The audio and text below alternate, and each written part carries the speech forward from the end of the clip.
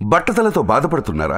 ఆధునితనమైన పద్ధతిలో hair transplantation చేయబడును. Face clinic, Hyderabad. అంటే ఇప్పుడు భూమాకు సంబంధించిన భూమా ఫ్యామిలీని ప్రేమించే క్యాడర్ అంతా ఎటువైపు ఉంది? భూమా కిషోర్ రెడ్డి వైపా అయితే భూమా అఖిలప్రియ వైపా?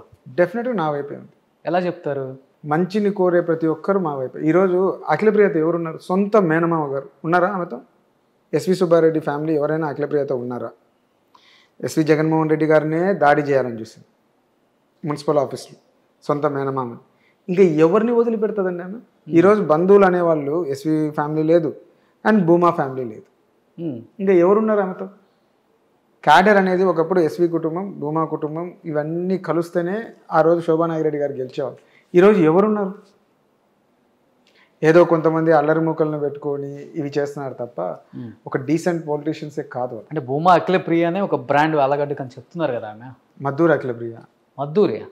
డెఫినెట్గా అంతే కదా. ఇప్పుడు మీరు అడిగారు మనోజ్, మంచు మనోజ్ అని మీరు అడిగారు, ఆమె వైఫ్ అని.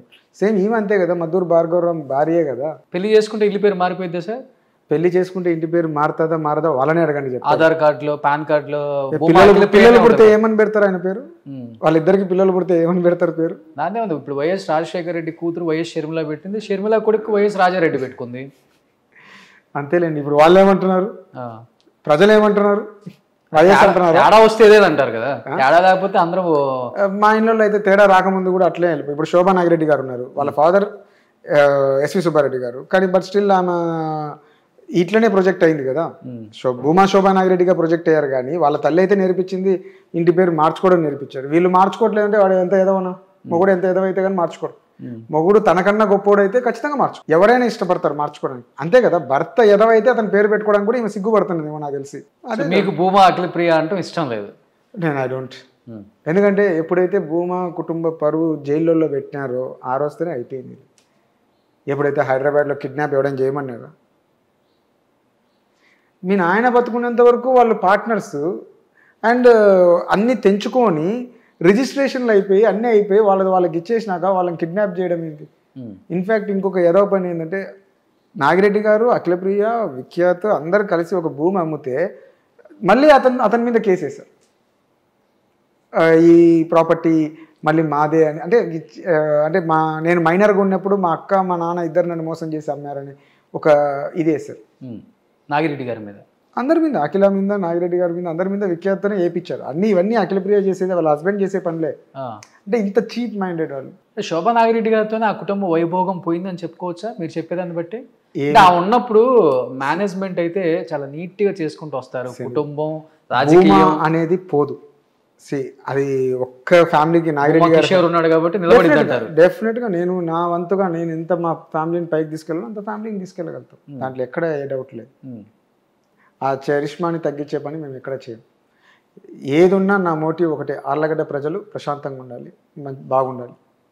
దానికోసం ఒక అడుగు ముందరికైనా వెళ్తాం, ఒక అడుగు వెనక్కైనా వెళ్తాం. సార్, గంగుల కుటుంబానికి భూమా కుటుంబానికి పచ్చగడ్డేస్తే బగ్గుమంటది వైరం. అలాంటిది ఇప్పుడు భూమా కిషోర్ రెడ్డి గంగుల నానితో ఏకమయ్యి రేపు బరిలో దిగుతున్నారే, సాధ్యమవుతుందా ఇది? ప్రజలు ఏకీభవిస్తారా? చిన్నది ఒకటండి, ఇక్కడికి వచ్చేటప్పటికి మేము జగన్మోహన్ రెడ్డి గారిని చూసి జాయిన్ అవ్వడం జరిగింది. అండ్ ఇంకోటి మీరు అడిగే పాయింట్, మీరు జగన్మోహన్ రెడ్డి కోసం పనిచేస్తారా లేదా ఆలగడ్డలో నాని కోసం పనిచేస్తారా రేపు? ఇక్కడ ఒకటే చెప్తున్నాను, ఏది ఉన్నా కూడా మేము చేసేది జగన్మోహన్ రెడ్డి గారి కోసం. అండ్ ఇంకొకటి, ఆర్లగడ్డ ప్రజల భద్రత కోసం పనిచేస్తాం. ఆర్లగడ్డ ప్రజలు బాగుండాలంటే అఖిలప్రియ లాంటి క్రిమినల్స్ రాకూడదు, భార్గవ్ లాంటి వాళ్ళని ఎంటర్టైన్ చేయకూడదు ఆర్లగడ్డలో అనేది మా మొదటి మోటివ్. ఇలాంటి వాళ్ళు ఉండకూడదు. సైమిల్టేనియస్గా ఎవరికి చేస్తున్నానో జగన్మోహన్ రెడ్డి గారు నానికి చెప్పినా చేస్తాము, ప్రభాకర్ రెడ్డి గారికి చెప్పినా చేస్తాము, నాకు చెప్పుకున్నా చేసుకుంటాము, ఇంకొకరికి చెప్పినా చేస్తాం. దాంట్లో ఏం లేదు. జగన్మోహన్ రెడ్డి గారు అల్టిమేట్గా ఎవరికి చేయమంటే వాళ్ళకి చేయాల్సిందే మా బాధ్యత. ఇక్కడికి వచ్చేటప్పటికి అదే పరిస్థితి. ఎవరైనా సరే ఆయన ఎవరికి చెప్తే ఆయనకు చేయడమే మా బాధ్యత. 3 నెలల క్రితం స్టేట్మెంట్లో చూశాను, నానిని ఇలా ఓడిస్తాను నేను అని చెప్పిన భూమా కిషోర్ రెడ్డి ఈరోజు ఇలా అంటే ఏమని చెప్తారు? ఇలా అంటే ఒకటే కదండి, party BJP, what the BJP stand ఇది. ఇలాంటి రాష్ట్రంలో ఇలాంటి పార్టీ ఉందని మేము అనుకోలే. బీజేపీ పరిస్థితి అది కరెక్ట్గా ఉండింటే ఈరోజు మా పరిస్థితి ఇలా ఎందుకు ఉంటుంది?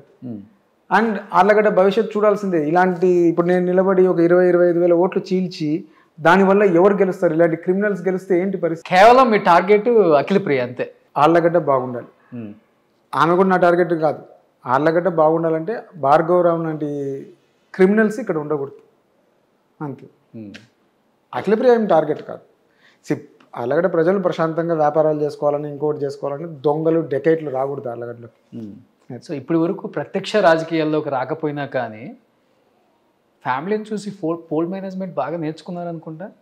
అది అంటే నాకు చిన్నప్పటి నుండి నేను ప్రతి ఎలక్షన్కి పోల్ మేనేజ్మెంట్ ఎలా చేయాలో అది మాకు తెలుసు. చెప్పండి, కొంతమంది నేర్చుకుంటారు. అంటే పోల్ మేనేజ్మెంట్ నథింగ్ అండి towards public. What you give to public, public నీకు అది రిటర్న్ ఇస్తుంది.